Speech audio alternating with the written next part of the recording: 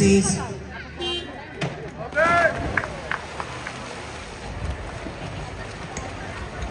Αποτελέσματα στα 50 μέτρα πεταλούδα γυναικών. Ηλικιακή κατηγορία 25-29. Στα τρίτη θέση Αντωνίου Δάφνη Πανελλήνιος 36-58. Δεύτερη Μωτίνη Χριστίνα Ποσειδώνας Ελυσίων 36-01. Πρώτη Σουμιλίνη Σιλβεστρία Ποσειδώνας Ελυσίων 33-43. Γυναίκες 40-44.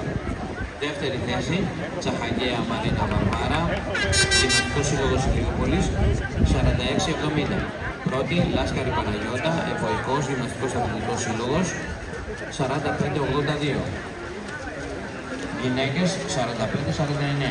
Τρίτη θέση Στάμο Αγγελική Άρης Νικαίας 49-98.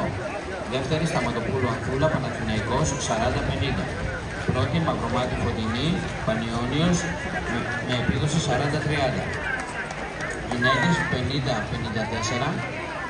Δεύτερη θέση Σιδηροπούλου Κυριακή Ηλυσιακός 1-03-48. Πρώτη Γιοντίνη Μαρία Ηλυσιακός 39-50. Γυναίκες 60-64.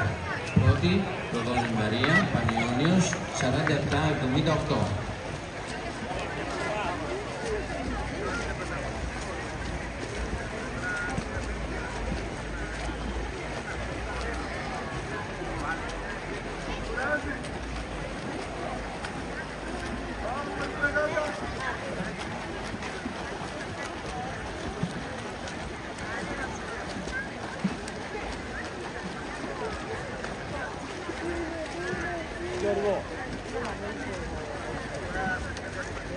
Παρακαλούνται πολύ οι νικητές όλων των κατηγοριών ανδρών και γυναικών στα 50 μέτρα ύπιο να προσέλθουν στο χώρο των απονομών.